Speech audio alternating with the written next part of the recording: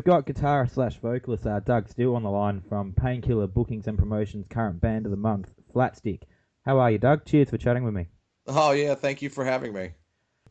Okay, so can we start off by getting a history of Flatstick? Yeah, it was basically me and a fellow guitar teacher at we both taught at the same school, and I had all these ideas, and Gary Mackay had a studio at his house, so a bass player hooked us up and said you two should jam together, and we did, and it just kind of started after that. Yeah, right. And your first album, Omnicore, was released in 2000, and Yeah. its single Adios was at number one on the mp3.com for quite some time. Yeah, like I'm uploaded the songs to mp3.com because I think you could also burn CDs and sell CDs through that way. So I did that, and I loosely paid attention, but like Audios was up there for a long time. I thought that was cool. That's how I got to chatting to Chris from Lamb of God. Yeah, wow. And he tried to get you guys signed, didn't he? Yeah, he tried a couple times. He tried with Metal Blade, and I think they said we were too heavy, which we thought was a very bizarre response to our music. Because I mean, there's heavy bits, but not the whole thing. So I found that weird. And then there's another. I think it was maybe the label he was on, and they weren't interested, and we were fine with that. Yeah. Well, obviously, you guys still continued to write, but around 2003, obviously, Gary Mackay passed away. And then in 2006, you recruited some other guys to start performing shows and release the album that you and Gary had underway.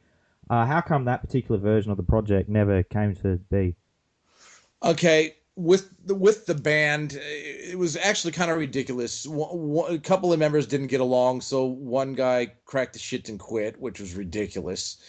And so that just fell apart. And then I just said, you know what? I'm just going to keep this for myself, and I'll just do everything by myself. And we started working on when Gary was alive. We were so close to the second album being done, and his health deteriorated to where we couldn't do it anymore, and then I was going to take what was on that was what was recorded onto computer and just finish it off, using guest guitar players and that kind of thing. But the recorder, the digital audio workstation, had burnt in the Black Saturday fires, so I just had demos and things, and by then I was pretty angry at the whole thing, and just pulled, just didn't want to take it any further. And I just thought that, well, I know what the songs are in my head. If I want to release it, I'll just do it myself. And yeah, fortunately for us, you have, and that's on your recent EP, Unfinished Business. So did the timing this time around just feel better for you? I guess. Look, I mean, those songs. I mean, the majority of them, all of them, are in demo form. So they haven't been mixed. They haven't been mastered. And this one guy, a buddy of mine, David Griffiths, he's the one that kind of created the Bandcamp page and got it all up and running again, which is nice because I mean I want people to hear that stuff just like any musician wants their stuff heard. So yeah, why not? Why not now and not, it needs to be out there. So I'm stoked that it is.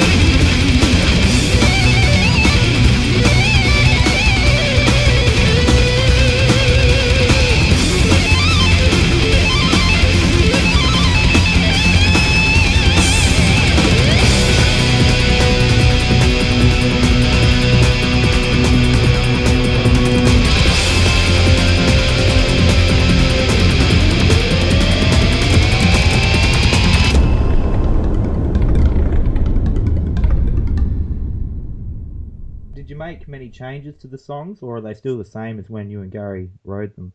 Yeah, nothing has been changed. It's that those would have been rough mixes that I wanted that I could work on things, and at the end of a recording session, Gary would do that for me. So then those would be burnt on a disc for me to come up with different lyrics or whatever. And what was your main inspiration behind resuming the project and obviously getting the EP out there? And what are your plans for the future of it? I don't even think, I'm not even sure if there are any plans. I think what I'd like to do down the track is once I'm out of debt, get my own recording studio happening from home and just do the whole thing by myself and have a few friends of mine who play guitar to come on and do some guest solos so that it's not just me doing all the solos. I mean, I'd like to finish that as a full length and release that. But it's my goal has always been to write and record music and put it out, regardless of how much money it makes. Absolutely. And clearly, Flatsticks are very near and dear to your heart. How do you feel when you think about the history? Yeah, it was the easiest project I've ever done. It just flowed. Me and Gary said a lot that it felt like the ideas the music just kind of wrote itself because it was not hard to get ideas going. I'd walk in, he'd be playing something and I'd say, can we use it? And he'd go, yes. And then boom, the next thing you know, it's in a song. So, and it worked like that for me and him. And I mean, with lyrics, geez, we'd write them before I sang them. Uh-huh. So, obviously, with the momentum you built with the first album, and Chris Adler trying to get you signed, and then obviously the tragic passing of Gary, do you often find yourself thinking, "What if?" Or do you sort of not see it in that way? No, I don't see it in that way because when Chris Adler he wanted us to go on tour and everything. And it was like, dude, we are two guys recording in a bedroom. I had just moved to Melbourne, Australia, and I didn't have any contacts at all. And I think Gary was a few years older than me, so he wasn't really keen on touring. And I mean, I'm sure Flatstick could have been like a local Melbourne thing and not do anything other than Melbourne gigs. But it is what it is. Like I'm not gonna, shit happens. Well, thanks very much for taking the time to speak with me today, and for being Painkiller Bookings and Promotions Band of the Month. I really hope Unfinished Business does get out there, because people do need to hear it. And yeah, good luck with the future, mate. Thank you very much. Listen to Flatstick. It's a lot of fun.